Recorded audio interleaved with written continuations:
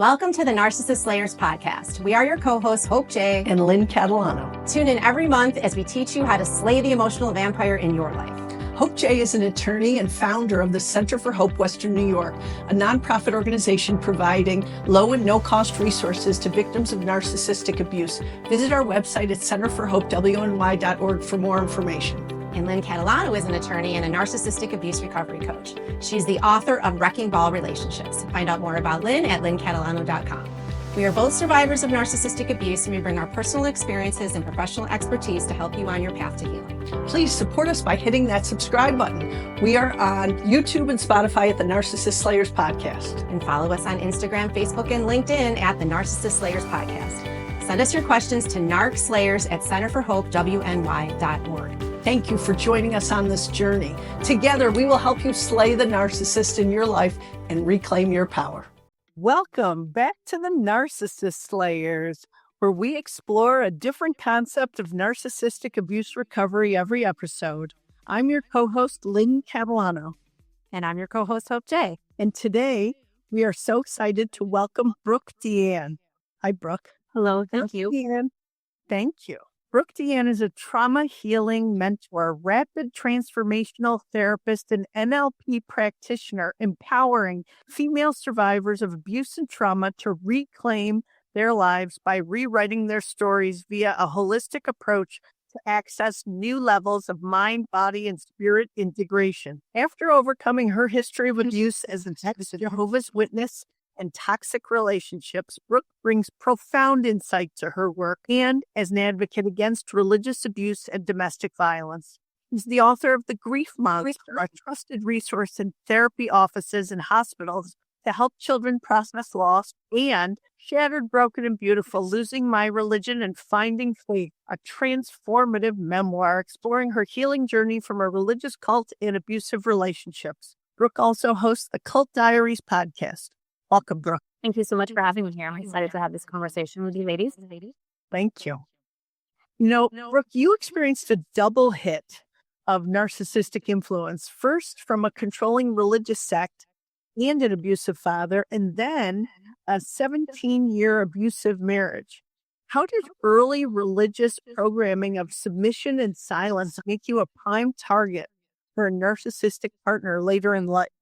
Great question. Honestly, it groomed me. That's exactly what it was. It was grooming that was happening for me since birth. To be silent and obey no matter what was told to me, not only by the religious leaders, but also by a father that said, you know what, if you're not perfect, if you don't obey, then I'm going to withdraw your love. So it's no wonder why when I decided to, I married actually in the religion. When I decided to marry in the religion, it basically just came from the love template that I was shown, right? Find the exact love that I had only experienced and all I'd ever known. So when I met that partner, I thought it was true love, right? You know, the highs and the lows and the chemistry and the feeling of like, oh, 1 minute we're fighting and things are intense and volatile, and the next minute I'm getting love bombed in affection and getting that feeling, right? Oh, he finally loves me again. So I stayed in that cycle, not knowing anything else, that I had married the carbon copy of my father, but realizing that the religion also told us to submit and obey to our husbands, that we weren't allowed to ask questions. We were only allowed to obey what they wanted. So even when he did abuse me, I thought, well, I'm supposed to forgive him. I have to forgive him because that's what the Bible tells me to do. So Brooke, you wrote a memoir. Mm-hmm. And in your memoir, you talked about that writing it wasn't just cathartic for you, but that it was a reckoning. And can you explain for our listeners why understanding became more important than just surviving? Yeah, I think in writing that book, it made me really have to sit with the truth of what I had experienced. Because until then, I think that, when you are abused, you kind of live a very dissociated way of life. And so you can't really be present with what happened to you. You're just surviving. And when I started to write the book, of course, it was kind of letting me go through emotions and all of these other things. But what it helped me do and see was, wow, what I had really been through.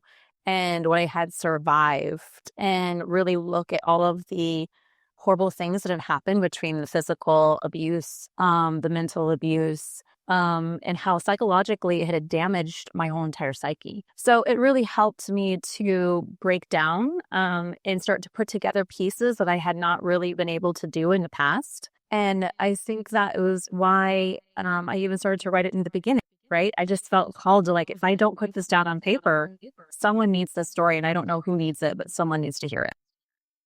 That was very brave of you to do that. Thank you. You know, it's interesting because I think that's part of the processing of the trauma.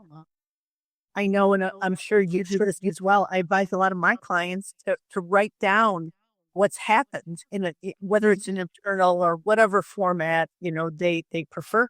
But I think it does give some kind of gravity to it that you can't see when you're in it.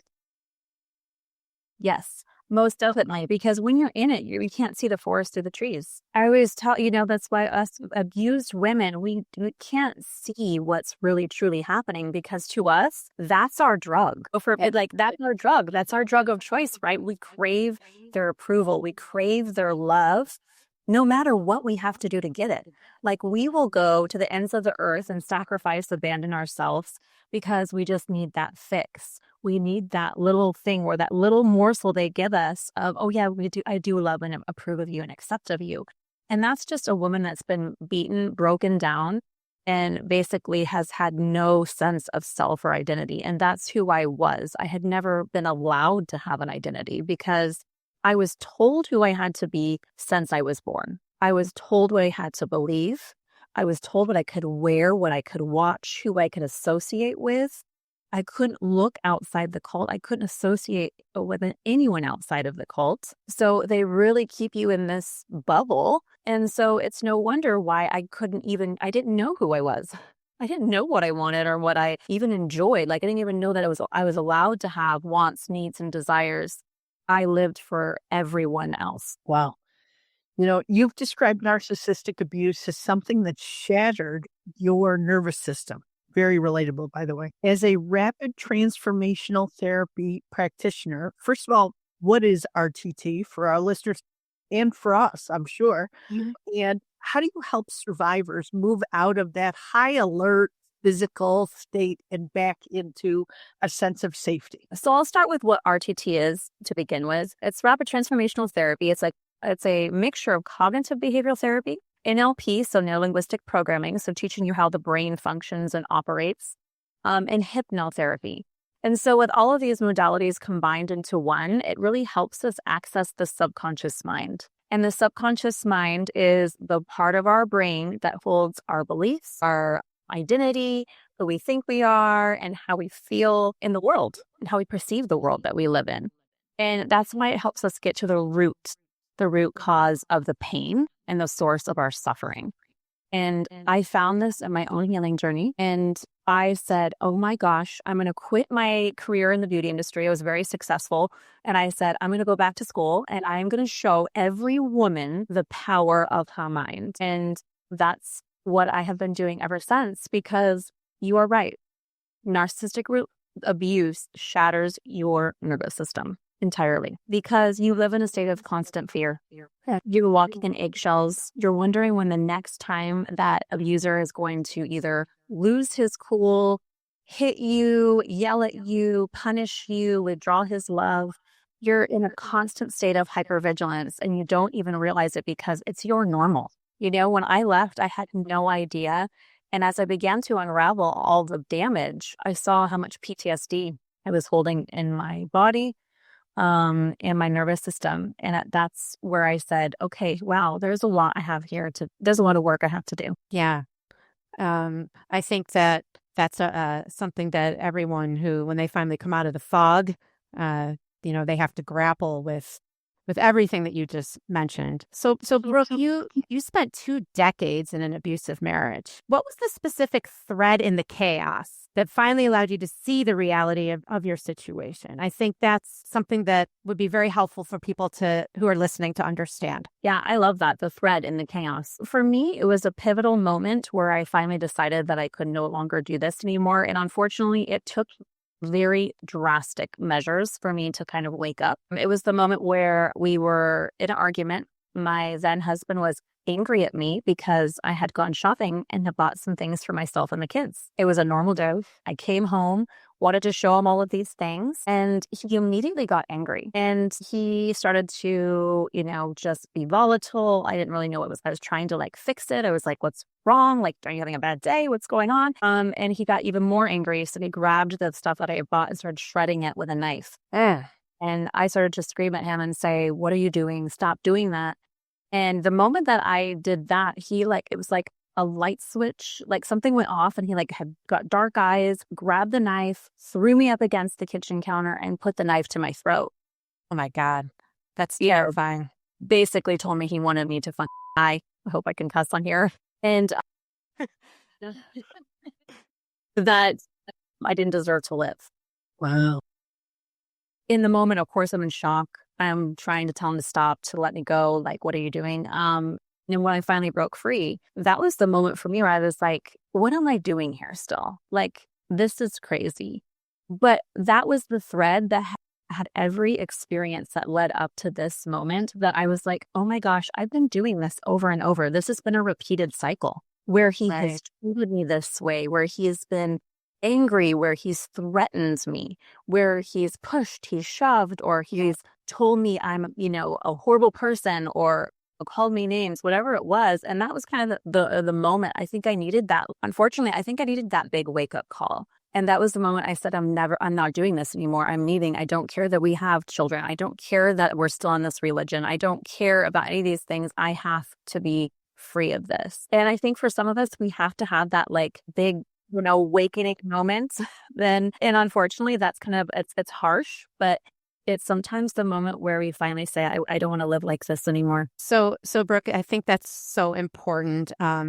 Everybody's bottom is different. I think it's sometimes people, we rationalize and make up all kinds of reasons to stay. Cognitive dissonance is deafening. Oftentimes women think that they need to stay for the children and all, all the things. And for you, you had that added complication of the religion. But when your physical safety was threatened, and was I following you correctly? Was that in front of your children? Thankfully, no, they were not there. Okay. But I think that it activated your self-preservation mode, and also the fact that you needed to be there, and you needed to be there for your children. I think a lot of times that really motivates women to leave. Yes, most definitely. I definitely always say my boys saved me more than once. Even when I left the religion and lost family, community, friendships that I thought I was going to have forever, what they got me back up. They made me say, you know what, I can do this. I'm going to show my boys, no matter what, even if we lose everything, that we can still rebuild. Absolutely. And that is such a powerful message right there. If there's anything that I want people to take away from this, it's that message. Brooke, you. You are a magnetic mindset coach. I love that terminology. How does a survivor transition from a mindset of shattered and broken to one that is beautiful and empowered? Well, I'm going to say, first of all, it doesn't happen overnight. It takes some time. So you have to be really patient and compassionate with yourself, because when we've survived really traumatic things, it doesn't happen overnight where we can become empowered. It definitely didn't for me. I always tell people it's like rebuilding a home. You burn everything to the ground and you restart, because that's sometimes what it takes to rebuild your sense of self and your identity and your confidence and your empowered, sovereign self. And that's really what it took for me. I had a lot of support on the way. Coaches, therapists, beautiful people that helped me on the way show me who I really could be and how powerful I really was, until I finally believed it myself. And I'm thankful for that. I'm very thankful for that. But the most important is finding community to help yourself realize that you can do anything. You are limitless. We just sometimes don't believe enough in ourselves. And so when you can kind of switch that thing in your brain that finally says, you know what? I don't care what's knocked me down in life. I'm going to keep trying. I'm going to get back up. I'm going to fight harder. I'm going to keep doing what I want to do. I'm going to keep showing up for myself. I'm going to keep loving myself. That just begins to rewire your nervous system, rewire your brain, rewire your entire belief system. And that's really, what I do and help women with, because our mind is our greatest asset. That's it. Like when we can take power over how we believe about ourselves, the beliefs and our identity, we then can create anything from there. And so I get very excited about those things because I want to show women that, yes, it was their story. Maybe they survived something horrific. Maybe they survived a relationship, a religion, whatever it was. But there is nothing from this point forward that they can't change. That's awesome. I talk about extensively how important your support network is in finding those people. And I think even more so than that, we've talked about the importance of coaching. Obviously, I'm in a similar position as you. And I think that's so important to provide people, women, with that validation and that clarity, turn it on them in order to create that confidence. Incredible. Just incredible. Thank you for that. So, Brooke, I want to talk a little bit more about the religious programming. I think that is a unique thing that you have, your life experience, that I think that you can talk about and kind of bring it back around to people's more conventional experience of narcissistic abuse. One of the things that, you talk about or that you wrote about actually was that religious programming teaches women to submit, suppress, and stay silent. Okay. So how do we help survivors to find their voice when they're terrified of being punished for telling the truth? And I mean, as you said earlier, you've experienced that from birth. Yeah. Yes, for sure. So this is what I tell everyone that I meet that either is from my former religion or that I work with after abuse is you have to be bold and brave and be scared and do it anyway. Because you're going to be scared when you start to use your voice because you were told that you couldn't use your voice. In fact, your brain got the message and your nervous system got the message that if you used your voice, you'd be punished or shamed. And so I always tell them, and that's first of all, you need to know how you survived and how you adapted by your environment. And it was strictly because someone was literally had a chokehold on your voice and said, you can't, you're not allowed. It's not safe for you to speak here. And once they kind of realize, oh, I survived to and adapted in that environment, that's it. It didn't mean that I couldn't use this beautiful thing that I was born with, this beautiful voice. It mean I had to swallow my truth and stuff it down and suppress it. It kind of shifts something in women because then it empowers them. They kind of are like, oh, I get to use my voice? Like, yeah, it's going to feel really weird at first. It's going to be uncomfortable. It's going to be foreign. But I tell them to practice. I'm like, where can you find places in your life right now where you can use your voice? Maybe it's in the current relationship you have. Maybe it's to a parent. Maybe it's to a friend that's just, you know what? She is going to always rule the roost. And tell, like, you now get to use your voice and speak up for what you want or what you need or what you desire. And remember that it's not selfish. I want to switch that wiring in them right away and show them that, when we use our voice and when you say your truth, you're actually acting from your authentic self. When you stuff it down, it's why you don't feel good. It's why you feel clamped up because you're not really truly expressing the true you. Yeah, that's really great advice. Thank you. Mm-hmm. Chris, Brooke, for many of our listeners, the fog, I know Hope just talked about the fog. The fog, it's so thick that they can't even remember their own story. How did writing in fragments and flashbacks help you piece together your identity, like piece your identity back together? Actually, I love this question. Obviously, the book title is Shattered, Broken and Beautiful. When I talk about it, first thing in the book is talking about how I did feel so shattered and there was pieces everywhere and I didn't know where to put the pieces or where anything fit in. But when I started to just write, it just poured out of me in those flashbacks. So I took those flashbacks of the trauma, really, the PTSD that I was really experiencing, and I would just write them on the paper as I emotionally felt them. And I think that really gave the story more emotion and power. Everybody that's read it has told me that. They're like, I couldn't put the book down because I wanted to know what happened next. You kept me on the edge. And I'm like, well, because I wrote it from such an emotional space, but it helped me actually see again how my life had been more traumatic than I had realized at the time, and how much I had lived in pure survival and how much I had to adapt to be that version of myself. But then it also let me see how far I had come. How far it had come and had like be built already in my own identity and my sense of self. So it was actually a beautiful healing project, I call it, because it got me very far on my journey.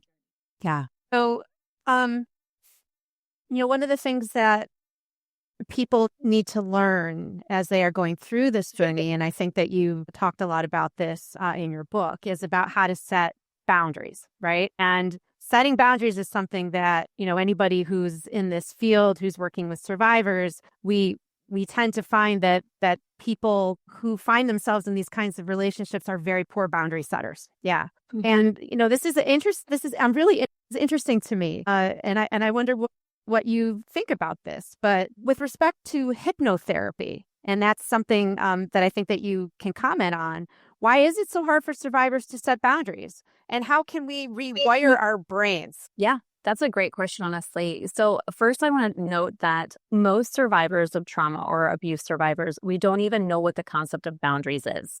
So I can't tell you how many women that I have worked with that are like, what are boundaries? Like, I have to actually explain this to them because their nervous system doesn't know that. They've always been enmeshed, whether it was from parents and caregivers or from relationships.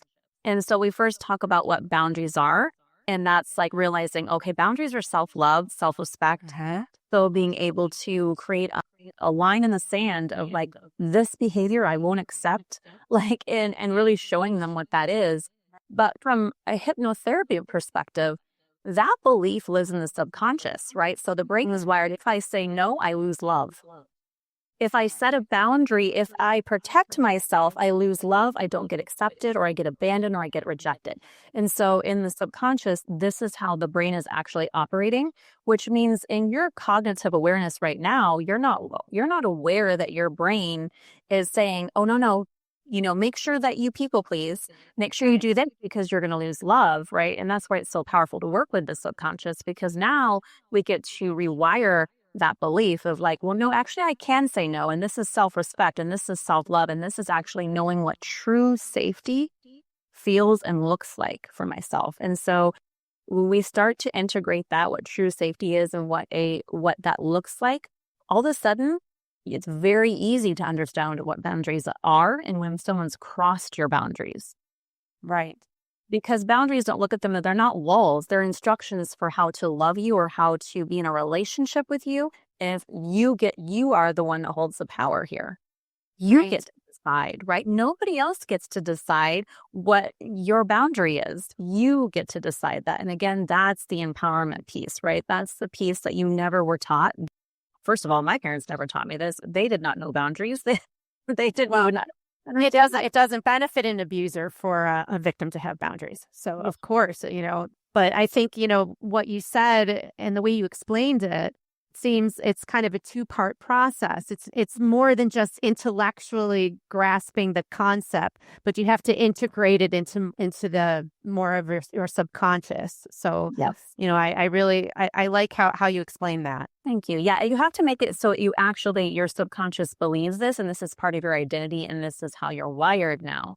So that you're not operating from the old self, right? The old way that you used to operate in the abusive relationship. You have to create a new identity. Wow. Yeah. Brooke, narcissism often hides behind this mask of faith or tradition. For me, it hits home because my narcissist was my father. I know you can relate to that. And I had so many family members say, but that's your dad, but that's how, that's family. You have to deal with it. You just have to accept that. What are the specific red flags that survivors should look for when toxic behavior is being excused by either a religious institution or family doctrine? So, that's a lot there, right? Because in religion, it's going to look a little different. It's also going to look different in a narcissistic relationship. So I'll just talk about narcissistic relationship first. I think the best thing that you can start to look for is who doesn't hold themselves accountable, right? When you actually, say let's say you say, you made me feel this way or you acted this way, and that person can't take accountability or they can't have a real conversation with emotional maturity, then that's something you have to say, okay, here's a red flag. Something's not right here. They're not being accountable for their behavior. They also don't know how to apologize. And a narcissistic person will definitely inflate their ego. And the reason why they do this is ultimately because they're very wounded inside. So they'll be that person that you kind of look at like they always think they're more superior than everybody else. They'll really make you feel like, okay, they're better than you. And they want you to think that. They want you to think and put them on a pedestal. And just remember that they also do not want you to question them, and they also lack empathy. So it just really helps you to start to look at people a little bit differently, whether that's in romantic relationships, family relationships. I like how you said, well, it's your dad. You still need to love him and have a relationship with him. Well, you can love him, but you don't have to be around him. You don't have to like him.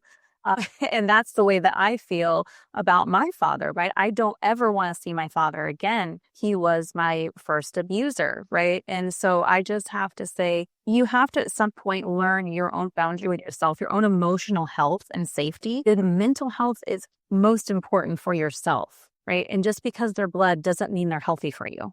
And you've been told that message over and over again. Blood is thicker than water, right? You have to stick by your family. Well, no, you don't.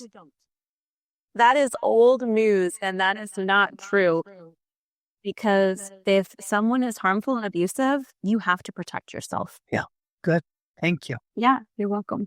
Brooke, thank you so much for sharing your truly inspirational journey with our listeners today. You are now the CEO of Life Coaching Goddess. I love the name. So as we wrap up today, what is the one thing that you would tell a person who is starting out on this journey? You've given so much great advice today. I don't know if you can narrow it down to the one thing, but what would that be? Yeah, I would tell them, and which I would never have known this because I was not taught this.